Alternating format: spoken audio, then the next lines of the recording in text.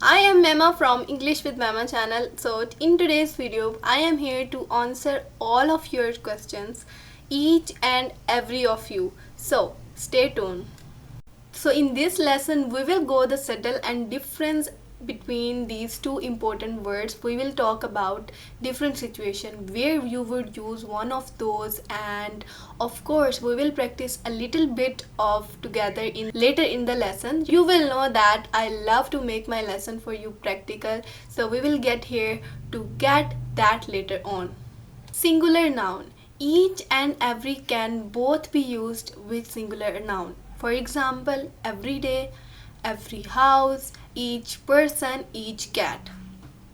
All these nouns are singular, right? And it's just one person or a thing. So the word each and every can be used with singular noun that can be part of a group, and there is a subtle difference which one you use, and it emphasis on it, put more attention on the individual, the one person or the other thing. Every refers to a group of individual objects or as a group of all together, right? The attention is on the group as a whole. So let's look at more example to make this clear. Each teacher at our school is creative. So here I am talking about the individual teacher. Not all the teacher is general or not the group together, but everyone or everybody. Before we move on, I want to put emphasis, I want to talk about really something important, something you might have been thinking about, that you did notice in my previous examples that I wrote everyone instead of everyone. So if you want to talk about a group, or if you talk about a group, a people as a whole, every person, it's correct to use everyone or everybody, right? A nice trick to check if you should be using everyone or everyone is to see if everybody works in that sentence, because then everyone will, one thing is also correct, means if everybody does not work in the sentence, then everyone with two words is the correct option, right? Let's look at an example.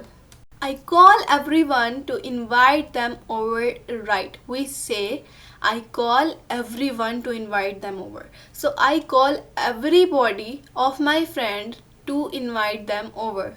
So let's do a quick recap before we move on with, we use each and every with singular noun. Each put more emphasis on the individual within the group, and every put on our attention on the group as a whole. Got it? Good.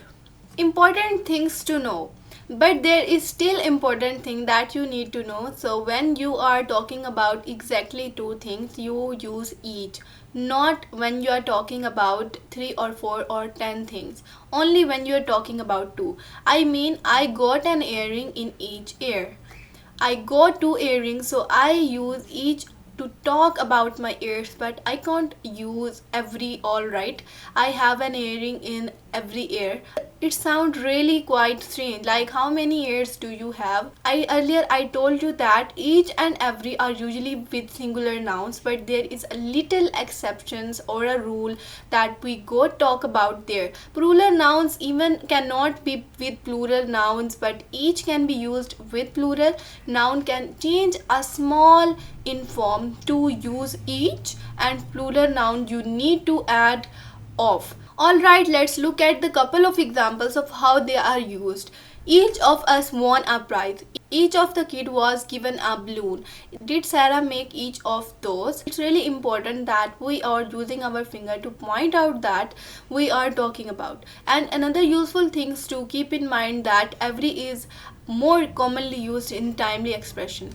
It's time to see if you have been paying attention through lesson, because we are about to practice, and I want you to see if you can complete each of these sentences, and you can see up there and with these words, and you have to think about the subtle difference. Make sure you put a spoon of sugar in dash cup. So let's assume that emphasis is on the individual cup here. So each would be correct answer because of the singular noun. Dash one at the office is upset with the decision to move. I guess that has to be very right, because we are talking about the group as a whole, when when we are talking about everyone as a group, you need to use every. Alright, this is the last example. Let's keep our attention on the house as whole, okay? Dash room in the house is painted a bright color.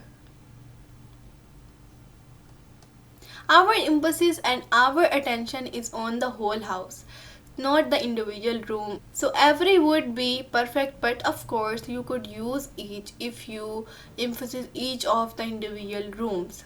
So before I say goodbye, I want you to tell me in the comments if there is any other English words like each and every that confuse you a little and that you would like to me to explain more. I will be making more videos and just like this one to help you understand some of the more subtle difference between each and every. Make sure you subscribe to my channel by clicking that button down here and then come and check out this lesson right here. I think you are going to love it and I'll see you in there.